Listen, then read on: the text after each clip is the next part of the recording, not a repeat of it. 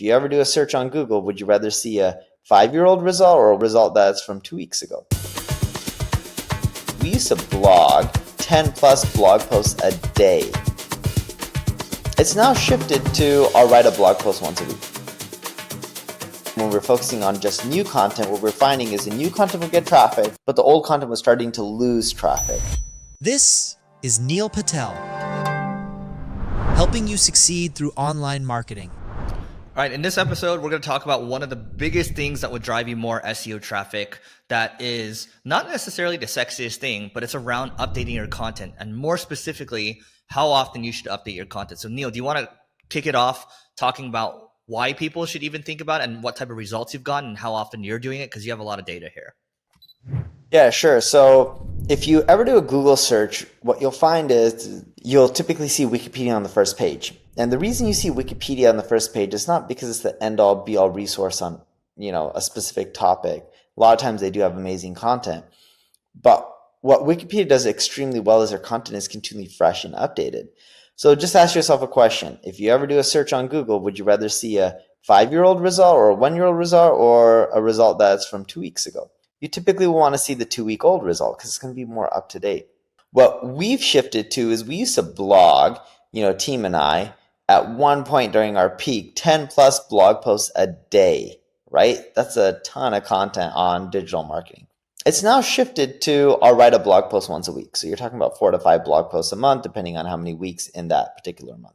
But on the flip side, my team will update 3 to 6 or 7 blog posts a day, at least on the weekdays. And that's a lot of content to be updated. So why did we shift the strategy from continually pushing out new content to focus on updating our existing content? What we found is by updating our existing content, we generated more and more traffic. And to give you an idea, writing new content was great, but we really saw uptick in traffic and rankings by just updating. It was more efficient, higher ROI. And when we're focusing on just new content, what we're finding is the new content will get traffic, but the old content was starting to lose traffic. And we made the shift into just realizing that, hey, we need a team dedicated to just updating old pieces of content. There's not an exact number of how often you should update it. We tried everything from do we update it once a year to twice a year to once a quarter. And we went to the extreme. In some pieces of content, we didn't update just monthly. Some of it we updated weekly.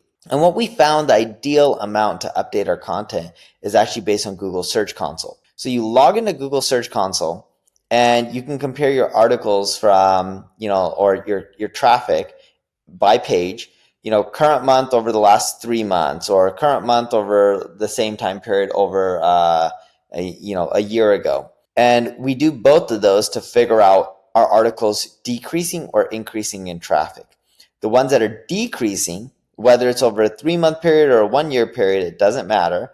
Like if it's showing that over year we had growth, but in the last 3 months that article had a decline because, from a year ago, let's say you wrote an article a year ago, and then 6 months later, that article quadruples in traffic. And then 3 months after that, it increases by another double. And then fast forward to today, it goes down by 20%. When you compare it from a year ago, you're still up in traffic, but compared to 3 months ago, you're down. And what we do is we'll look at both time ranges and we look at whatever is going down in either time range. We start adjusting it and updating it. And that's the real metric we use to figure out what content to update because some just don't need updating as often. And that's allowed us to grow our traffic much more and collect the right type of leads. Let me show you something right now with Forbes. So most people don't know this, but Forbes is more or less an affiliate website. And you can see in 2021 or so, they're publishing in the light blue, that means it's new content.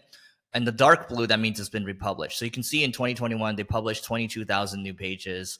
And then you can see we're going into 2023. It's they're spending a lot more time updating now than they are creating new content. They're still creating a lot of new content, don't get me wrong, because they're a publisher first and foremost, but they're leveraging the power of their domain authority. And that's what they do because they know they understand which pages actually make money for them. The game is to spend more time updating. And so they hire a lot of people just to focus on updating. These are full-time salaries just to focus on updating, right? Yeah. Look, updating is the best thing. If you use the strategy I'm talking about, I think you can do exceptionally well. It's just something for some reason a lot of people don't focus on. And if they did focus on it, they would get more traffic. It's not always about just creating new content. Figure out how to update your existing content. And I don't know why people have that mentality of like, oh, I just got to keep writing new content. And I'm like, I don't think you really need to continue writing new content. Now, if you have any questions, leave a comment below. I'm here to answer them and help you out. If you enjoyed the video, like it, share it, tell people about it. Thank you very much.